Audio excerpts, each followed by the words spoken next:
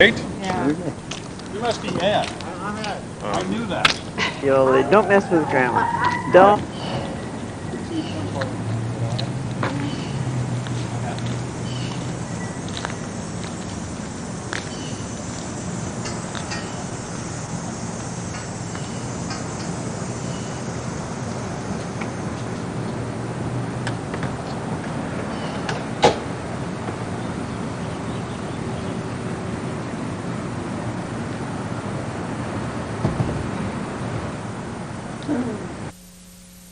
Homes, they didn't help.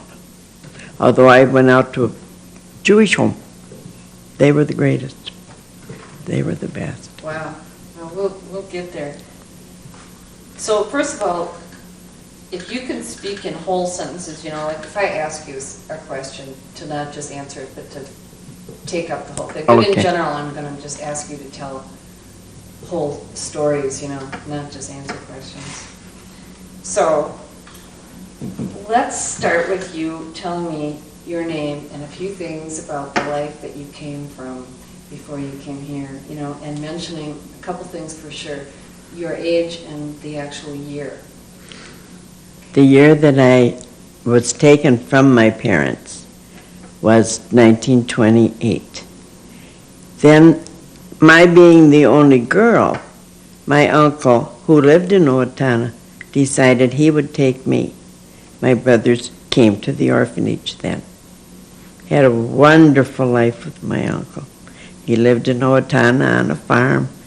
Had a 3-month-old baby when I came there. And I was there 4 years, and my aunt had to move to New Mexico. My uncle got killed, and I had to come to the orphanage. Now, this was quite a shock to me. I was one of these smart aleck kids that used to come up to the orphanage to see my brother, sit on the hill and watch them play softball, make fun of the girls, because they had to wear black pants. I didn't. I had a nice home in Owatonna. I had everything I wanted. So I come up here and make fun of these girls, never realizing someday, Helen, you're going to be here. And you're going to have to meet these girls face to face and live in the cottages with them. I was scared, and they had plans. They had lots of plans of what they were going to do with Helen Hoover when she got here. But it all worked out. How about, were your brothers also jealous that you got to go to your aunt and uncle's? They never said anything. Of course, Why don't you start with your brothers? having your siblings in the orphanage, you never had much contact with them. You could only visit one once a month. So I got to see, I had 3 of them here. So it was every 3 months. So you could meet them on the street or going to the dining hall, but you couldn't speak to them. So you didn't have any association. At that time, I thought it was terrible. But as I got older, I could see why. Because when you did allow a family group get together, the first thing they planned, how do we get out of here? So that was their logic in not allowing this, because people would plot on how we can run away. Seemed like no matter how good it was, that was the one thing that was in the back of your mind. And my brother, next to my oldest brother, ran every time they opened the door. He jumped out of 3-story buildings, anything. He could not accept institutional living. My younger brother was very little. My brother Dick was only 3 when he came here. Lived here until he was 16. You don't want to interview him on the orphanage. But my older brother was crippled. He spent most of his life at Gillette Hospital. Summers he'd come here and he'd pitch for the softball team, practically fall on his face. He had infantile paralysis in both legs. but he was a good pitcher. And then there was my brother Harold, who didn't like 1 inch of the orphanage. And then there was Helen, who loved it. I came from a home where we lived in a basement and ate raw potatoes most of the time. Played in the city park until we were kicked out of there. That was my life growing up. When I came here, man, I had a clean bed to sleep in. I had 3 meals a day. I had a roof over my head, and I had sisters. I had a whole family. And this to me was absolutely wonderful. So my years at the orphanage were great. I loved it. We had fun. We learned. Oh, did we learn? We learned how to can. I can remember sitting in that dining room 6 hours a day peeling tomatoes. And of course, all these vegetables and fruits were grown in our own garden. So if you didn't can, you went out and you picked tomatoes. And we canned green beans. Well, now this was all at the age of 10. That was pretty new to you, right? You hadn't... Oh, I had never had to do any of that. Mm-mm. And I seemed to be able to get acclimated to it. Worked for Mr. Vevel in his home, which was really an honor. I don't know why, except that we got to eat their meals. We got to eat their food, and this was big. You have to realize our meals had to come out of a vat, a big vat. There were 300 children in that dining room. You never saw a fried hamburger or fried potatoes. That was what I wanted. You got soups, lots of stews. Sunday, our big dinner was, don't gag, boiled liver. And they made gravy out of the water. And that was the only day we ever got mashed potatoes. For breakfast, we got dried cereal. These were treats to us. I loved the food. There were many children that didn't, but I did. So working for Mr. Bell, you eat like all your meals there, or just the ones? No, I would just the evening meal. Mm-hmm. I would serve the table, and then the food that would be left over in the kitchen, I would get to eat. The only time we would have anything special, we'd come to the table, and there'd be 8 of us at a table. I was primarily in cottage 13. There were 2 tables. And if you were good, when the head matron would tap the bell, your matron would run back to the kitchen where the matron's food from the night before was. Then she might be able to get a couple pans of fried potatoes or fried hamburgers. This was such a... When we think of what our children get today, what was a real treat then, unreal, really. Right.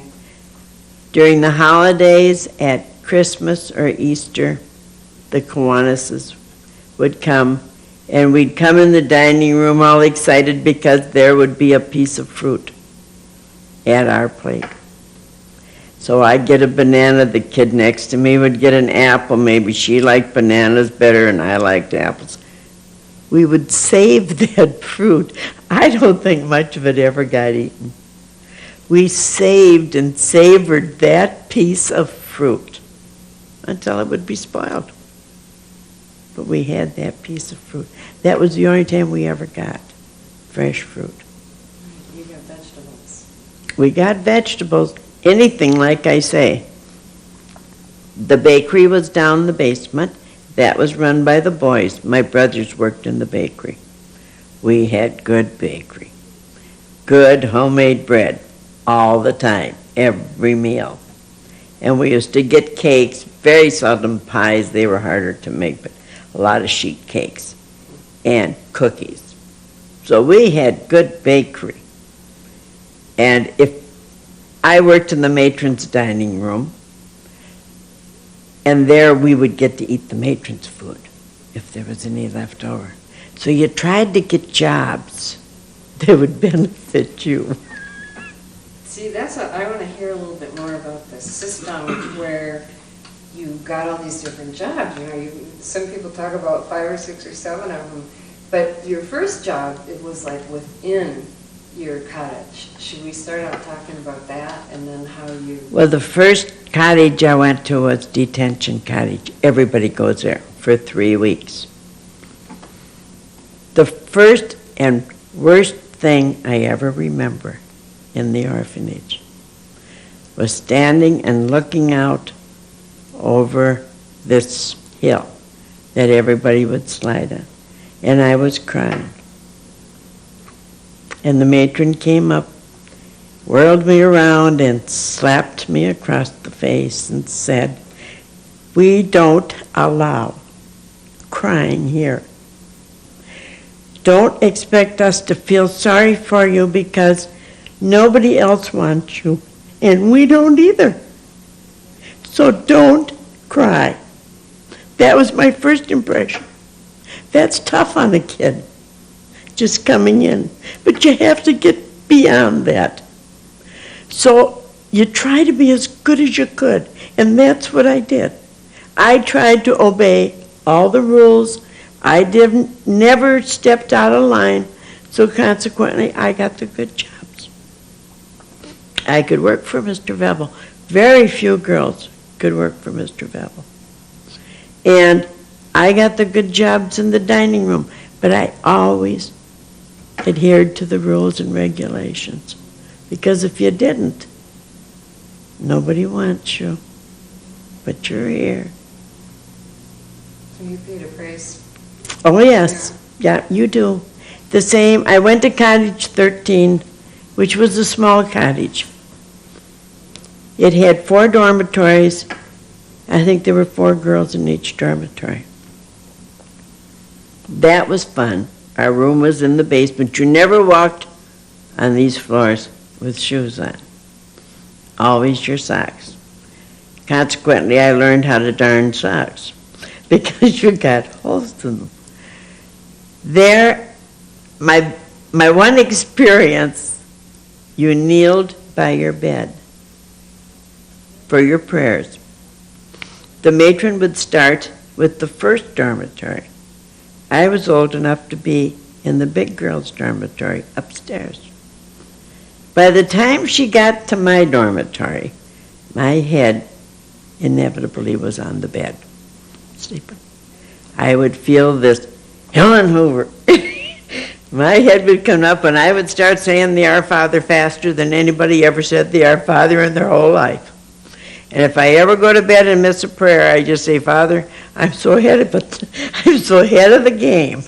From all those, she would make me say the Our Father till 12 o'clock midnight.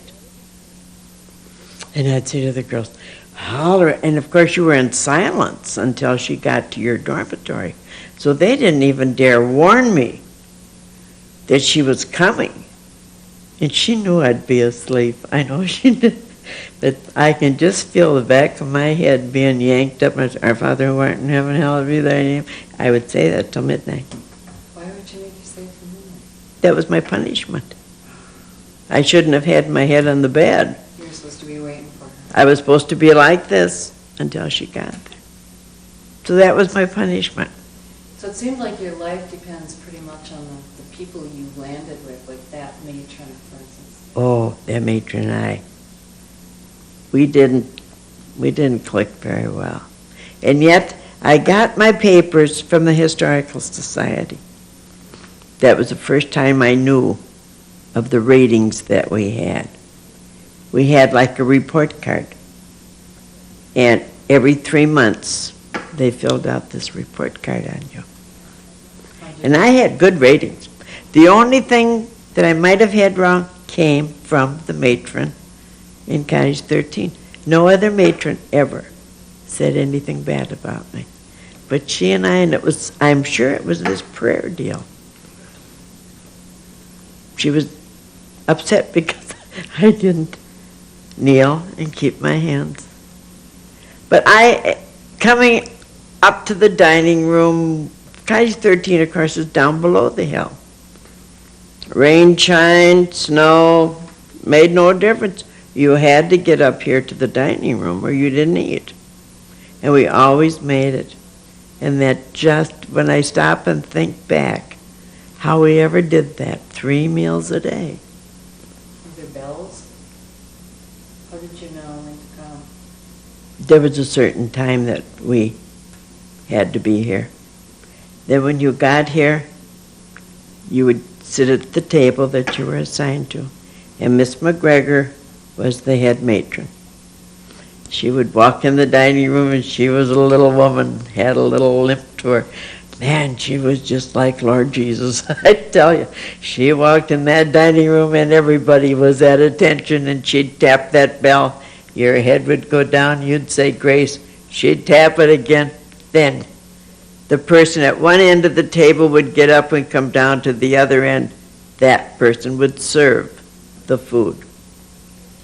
I just can't imagine this in silence. And if you didn't like what was being served, you better be on the good part of the person serving it. Because if she didn't like you and you didn't like that stew that was in that bucket, you were going to get a plate full of it. So you had to stay on the good side of everybody. We had Miss White was the matron and the little boys. These kids were, say, from 2 to 4, little boys.